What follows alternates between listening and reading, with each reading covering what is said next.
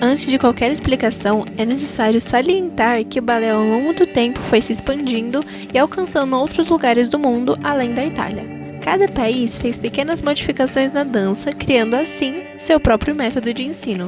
Os mais conhecidos são Vaganova, método russo, método francês, método italiano e método britânico, Royal.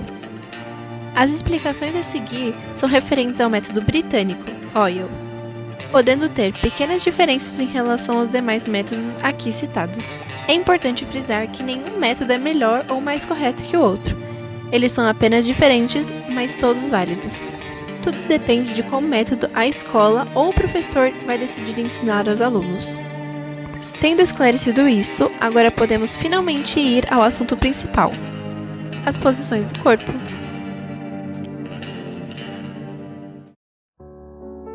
Elas são importantíssimas, são absolutamente necessárias e fundamentais. Por quê? Simples, sem elas é basicamente impossível dançar balé. Os conceitos a seguir são os mais básicos, são a base do balé clássico como um todo. Agora mostraremos as posições dos braços. Brabá, posição preparatória onde os braços encontram-se arredondados em frente ao corpo, com as mãos próximas às coxas e quase se tocando. Primeira posição. Os dois braços estão arredondados com os dedos quase se tocando, mais ou menos na direção do umbigo. Segunda posição.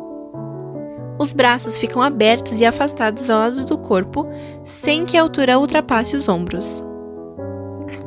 Terceira posição.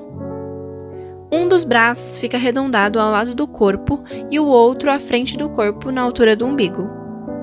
Quarta posição. Um dos braços fica aberto, como na segunda posição, e o outro fica acima da cabeça. Quarta cruzada. Um dos braços fica na direção do umbigo e o outro acima da cabeça, sem que nenhum dos dois ultrapasse o meio do corpo. Quinta posição. Os dois braços ficam arredondados acima da cabeça, com as mãos próximas. Os braços não podem ir para trás da cabeça e é preciso que o bailarino consiga enxergar os dedos apenas com o movimento dos olhos. Também existe o bras demi ou demi-seconde, um termo que significa meio braço.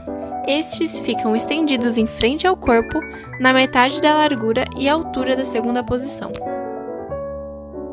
Um erro bem comum é aquele braço de cabide que vai aos pouquinhos caindo, e quando você menos percebe, já está totalmente pendurado, parecendo um cabideiro. Se bobear, em alguns casos, dá até para pendurar um casaco no braço do bailarino. O braço precisa ficar levemente arredondado, ou seja, não esticar e nem flexionar demais. Pensar sempre na energia passando por toda a extensão do braço até a ponta dos dedos, ou imaginar uma linha contínua ligando o ombro aos dedos. Outro erro é a mão morta.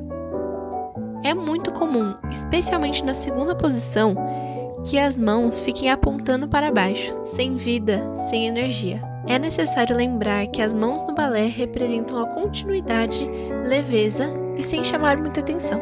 Outro erro relativamente comum em relação às mãos é colocar os polegares para fora. Não é harmônico e ainda por cima dá uma impressão estranha, como se o aluno estivesse segurando um sanduíche. Para corrigir isso, é só lembrar que o polegar fica dentro em direção ao dedo do meio. E lembrar sempre de verificar se o braço está seguindo a linha do centro do corpo. Agora falaremos um pouco sobre as posições dos pés. Primeira posição. Os calcanhares ficam encostados enquanto os pés estão virados para fora, no limite da rotação dos quadris, joelhos esticados que ficam alinhados em relação aos pés. Segunda posição. Semelhante à primeira posição, mas aqui os calcanhares estão separados e a distância entre eles é de um passo ou de um passo e meio. Terceira posição.